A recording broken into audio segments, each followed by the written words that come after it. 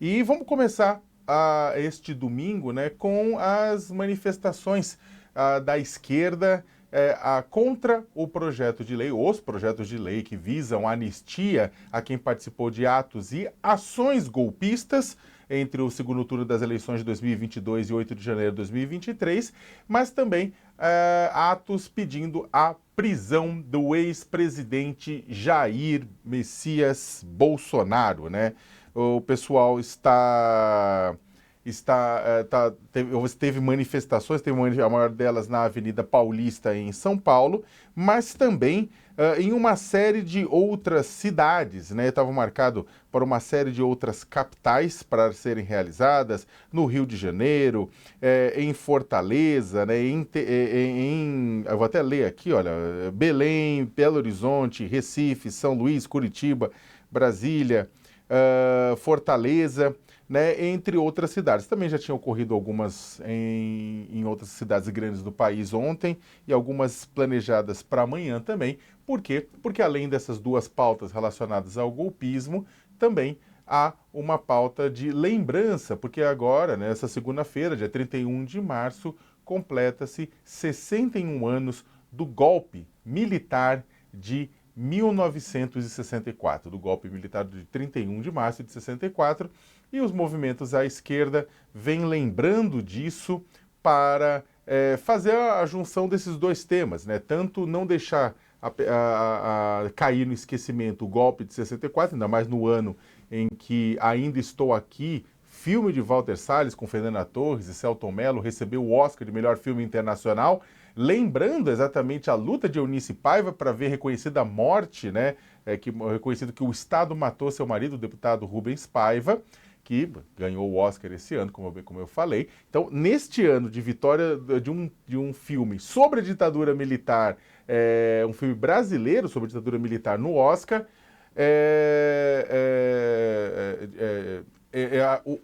você tem essa pauta colocada nas manifestações deste domingo, né? Essa lembrança, né, dos 61 anos, somada, é claro, ao pedido de que uma anistia não seja aprovada para os golpistas. E aí, os golpistas de 2022, 2023 e não os de 64.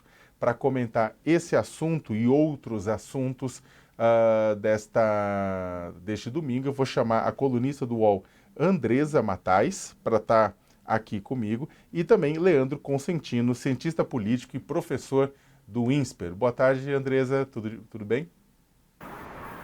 Oi, Sakamoto, oi, professor, tudo bem? Oi para todo mundo que está aí acompanhando a gente. Leandro, boa tarde, obrigado por atender o nosso convite.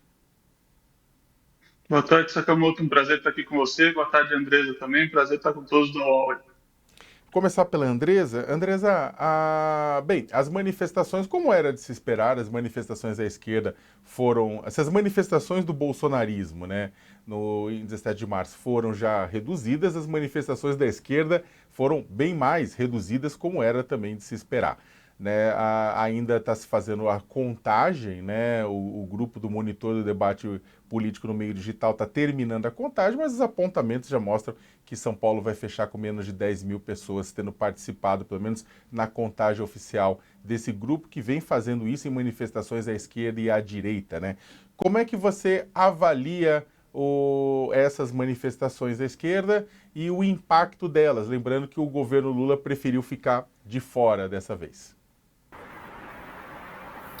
Pois é, Sakamoto, quando essas agendas são muito concentradas numa bandeira, né, uma bandeira mais e dominadas, né, essas pautas políticas dominadas por um grupo político, isso acaba não atraindo tantas pessoas como o que a gente viu ocorrer, né, neste final de semana. Muito provavelmente essas outras agendas, né, que foram marcadas aí por esses grupos de esquerda para tratar desse tema da anistia também devem ser mais esvaziadas ainda, né, como um reflexo deste domingo, assim como a gente viu ocorrer na manifestação do Bolsonaro, que também prevê fazer outras agendas, né, mas acho que eles vão abandonando esse discurso aí diante do público, porque o que move as pessoas e o que a gente viu ocorrer aí, né, há cerca de 10 anos no país, são agendas em comum, né? Se fosse uma agenda para falar, por exemplo, do preço dos alimentos, né, que é algo que está preocupando todo mundo, da inflação, certamente mobilizaria mais pessoas, né, sem que essa pauta fosse dominada por um grupo ou por outro. O governo, acertadamente, na minha avaliação, não fez nenhuma manifestação com relação, né, ao 31 de março neste ano, assim como não fez no ano passado, porque a gente está vivendo ainda um momento que é delicado, né? Por mais que deixa agora, nesse momento, pelo que eu conversei ali com fontes do Palácio do Planalto, deixa que o judiciário está funcionando, está julgando ali, né, o processo do golpe que ocorreu no Brasil, ou da tentativa de golpe, né, cada um considera de uma forma, mas as instituições estão funcionando, esse processo está andando, então o governo preferiu não ingressar, não atiçar, né, que os militares se incomodem ou que pareça uma ação do governo contra os militares nesse momento, que poderia gerar novamente aí uma onda de conflitos. Então, lá no Ministério da Defesa, durante o julgamento do Bolsonaro, conversei ali com algumas fontes que disseram, olha, aqui está tudo calmo, está precificado o julgamento, quem fez o que fez vai ter que pagar por isso, e agora, próximo assunto por aqui. Então, um envolvimento do governo numa manifestação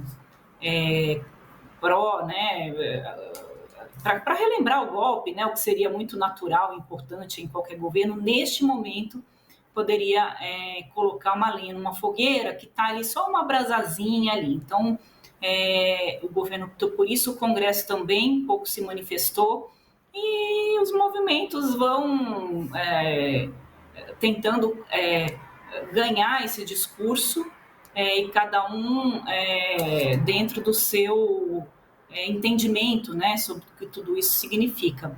No Congresso, viu, Sakamoto, esfriou um pouco essa questão da anistia. A soltura, né, daquela moça lá do batom também ajuda a esfriar esse tema no Congresso. Estava muito voltando de novo essa expectativa de que a Câmara poderia dar o primeiro passo ali para votar a anistia, mas com esse recuo do ministro Alexandre de Moraes, se é que podemos chamar assim, eu faço essa ponderação porque houve uma pressão, né, muito grande aí, não só da parte da direita, dos bolsonaristas, né, com relação a esse episódio que acabou virando um símbolo das condenações do 8 de janeiro. Com esse recuo, isso ajuda também com que o Congresso coloque essa pauta em segundo plano, e esse posicionamento do governo também. Então, nesse momento, está tudo dentro aí do script para não estimular novos conflitos aí no país, para que a gente possa seguir a agenda, né, que precisa ser analisada aí pelo país nos próximos 2 anos. Eu vou pedir, antes de passar a palavra para o Leandro, também quero ouvir a análise dele, mas a gente vai chamar agora a Camila Brandalize, a repórter Camila Brandalize, que está em meio à manifestação lá na Avenida Paulista, no ato contra a anistia, pedindo também a prisão de Bolsonaro e lembrando do 31 de março de 64. Camila, boa tarde, obrigado aqui pelo esforço para entrar ao vivo. Eu queria saber como é que foi a manifestação aí, como é que ela se desenrolou, o público. Boa tarde. Boa tarde, Sakamoto. Ainda está uma barulheira aqui, mas acho que vocês conseguem me ouvir bem, né? Estou com o microfone aqui perto. Boa tarde, Andresa, Leandro, todo mundo que está assistindo a gente. Acabou de acabar a manifestação, começou na Paulista, aí seguiu no sentido da Rua Tutóia até onde era o DOI-POD, né? Dá para ver aqui, ó, a sede da polícia durante a ditadura, né? Onde havia as prisões, as torturas. O trio está aqui do lado também. Ali os políticos saindo, a Erika Hilton, o Boulos. A manifestação foi bem tranquila, mas ao tempo todo se pedindo prisão do Bolsonaro, prisão das pessoas envolvidas nos atos do 8 de janeiro. O que me chamou muito a atenção aqui durante toda a manifestação, que durou umas 2 horas mais ou menos, foi se falar que o ato estava maior ou menor do que o de 16 de março lá com o Bolsonaro no Rio de Janeiro. Eu não estava lá, mas dizem, né, todo mundo viu aí um levantamento do SEBRAP falando em 18 mil pessoas quando era esperado 1 milhão. Aqui, os organizadores foram um pouco mais estratégicos. O Boulos, quando convocou isso, falou que ia esperar 20 mil pessoas. Aqui, durante a manifestação, eles falaram em 25 mil, mas esse número não é confirmado. Mas aí, nessa briga de narrativas de qual manifestação é maior, eles já se anteciparam um pouco para que não houvesse aí essa grande competição com a direita nas redes sociais daqui para frente. E você falou uns trechos dos vídeos. Desculpa, Sakamoto, pode falar. Não, perdoe, Camila. Você falou de alguns políticos presentes, citou a deputada federal Érica Hilton, o deputado federal Guilherme Boulos. Quem mais que marcou presença que você conseguiu registrar? Olha, que eu consegui registrar, na verdade, Sakamoto, estou olhando aqui para ver se eu lembro de alguém. Lá em cima do trio, tinha muita gente de movimento social. Isso foi o que eu mais vi, assim, sem sombra de dúvida. Então, Movimento Negro Unificado, MTST, MST, muita UNE, Central Única, CUT, muita coisa. No começo até tinha lideranças todas mulheres em cima, convocando para iniciar. E depois quem apareceu foi o Boulos. Eu vi o José Genuíno, que é ex-presidente do PT, né? Vi ele no meio do povo aqui. Não consegui nem falar com ele porque tinha muita gente em volta. Lá em cima era o Boulos e no finalzinho agora a Érica mesmo. Mas assim, era muita organização de esquerda. Algumas pessoas assim participando, militantes. Mas o que eu mais vi mesmo foram os movimentos sociais em peso. Eles realmente estavam presentes aqui com bastante força. Perfeito. Você destacaria mais alguma coisa? Você falou que a manifestação foi tranquila, né? A gente sabe que São Paulo está uma situação polarizada, como todo o Brasil, mas São Paulo especialmente, você tem sentido os efeitos da ultrapolarização. A manifestação, como ela andou, ela não ficou na Paulista, né, concentrada, ela andou, né, pelo bairro da Vila Mariana até a região aí do Ibirapuera, na Rua Tutóia, onde ficava o Doicode, que, para quem não sabe, era um centro de tortura durante a ditadura militar, né?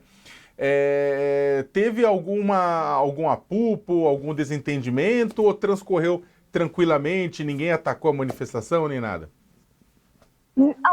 Teve um ataque que eu peguei, sacou? Uma coisa até meio anedótica, meio caricato. Um homem e uma mulher, assim, no alto de um prédio, lá em cima, mostrando o dedo do meio, e todo mundo aqui se inflamou na rua para brigar com eles no meio disso. Eu confesso para você, como jornalista, fiquei até com um pouquinho de medo, que realmente, como você falou, as coisas estão muito polarizadas. Mas me surpreendi, não teve, fora esse evento aí, que ficou até engraçado no final das contas, não teve nenhum outro problema, não. Foi bem tranquila mesmo.